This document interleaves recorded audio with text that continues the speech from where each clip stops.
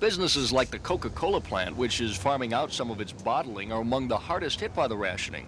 Car washes, except those that have wells, have been forced to close, giving some time for needed maintenance and convincing others to dig wells in order to operate again.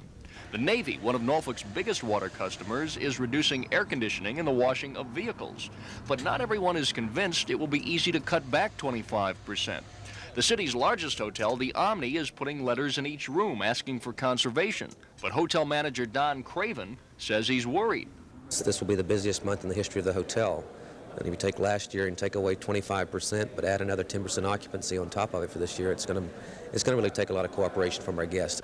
All city restaurants are prohibited from serving water unless specifically requested. But several restaurant owners say they don't know how else to cut back. A major problem is that while most acknowledge the water situation is extremely serious and realize that they've got to cut their consumption by 25%, very few have any idea exactly how they'll accomplish that. And that has city officials concerned. I try to cut down on any necessary water that I don't have to use. Well, we just don't use any more than we need, that's all. Just see if I can't use a little less here and there. I'm cutting down on my washing and doubling up in the bathtub. The city utility department is working overtime to compute every customer's water usage from last year and then what a 25% cutback would be this year. Those notices should go out next week.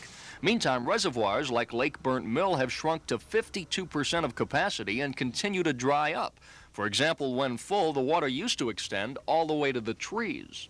Norfolk officials say restrictions will stay in effect until reservoirs start filling up again, but the National Weather Service holds little hope for the drenching rains that are needed to end the water crisis. Mike Deason, Area 10 Eyewitness News, Norfolk. Norfolk wants to buy 2 million gallons of water daily from Suffolk, and Portsmouth wants to purchase up to 4 million gallons a day to supplement its water supply. Suffolk has proposed selling water to the two localities for about 30 cents per 1,000 gallons. Norfolk had hoped to firm up an agreement with Suffolk last night, but the city council postponed action on the matter until the city manager returns from a convention. I don't think the council was stalling. It was a little surprise to us since we thought we authorized the city manager to negotiate with Portsmouth. We did not feel that we gave the manager blanket instructions to negotiate with anyone, you know. So not that we all disagree, object to furnishing Norfolk with water, but we want to make sure that if the Portsmouth agreement is on or off. If it's off, definitely I think we ought to look favorably to doing something with Norfolk. Councilman Damiani says he's hopeful the matter can be resolved tomorrow evening when the council meets with the city manager in a special session at City Hall. Norfolk officials are also hoping an agreement can be reached. Well, I'm sure that Suffolk had very good reasons for postponing action. I understand that City Manager House is out of town until tomorrow. I have no doubt that they will address themselves to our request just as soon as it's practical. Ava Hurdle, Area 10 Eyewitness News.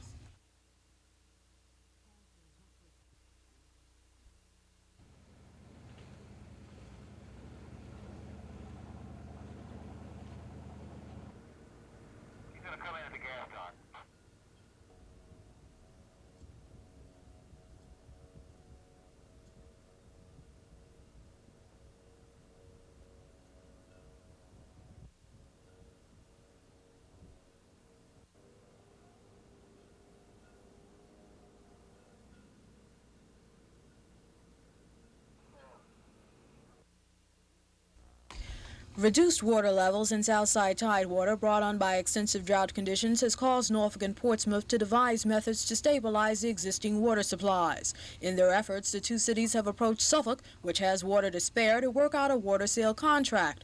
Norfolk has asked for 2 million gallons per day and Portsmouth up to 4 million. But negotiations between Suffolk and Portsmouth have reached an impasse, and Suffolk officials hope the two sides can eventually come to terms.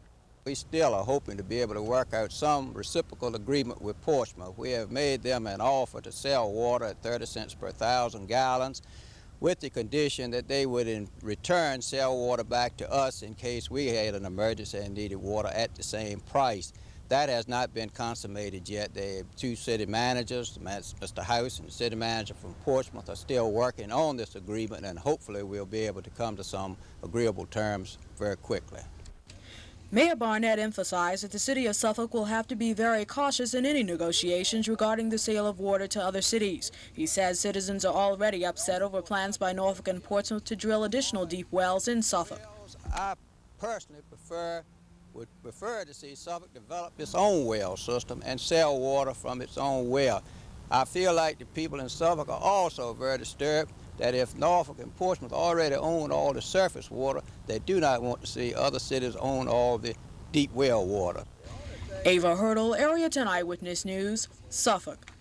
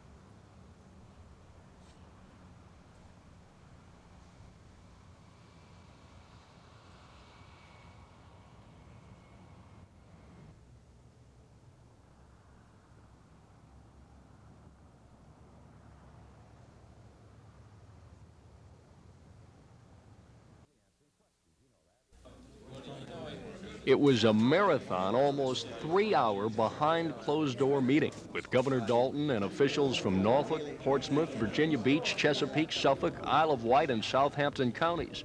But finally, they hammered out an initial water agreement. I think it was a unanimous agreement of the people involved that some wells should be dug, that we've got an emergency problem in eastern Virginia.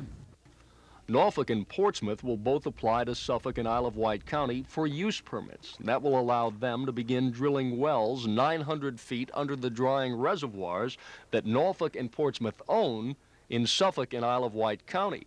It's assumed that Suffolk and Isle of Wight County will grant the permits, as even Suffolk's feisty Mayor George Barnett, who earlier in the week questioned the seriousness of the situation, now agrees there is an emergency. The governor has indicated we have an emergency. He has indicated that the people in the area need water, and he has made an honest, honorable request of the Suffolk City Council to grant the permit. Meantime, Norfolk Mayor Vincent Thomas says he is delighted that the drilling will start soon, but he admits there's still a big issue to be settled. Who has control over the use and employment of subterranean water?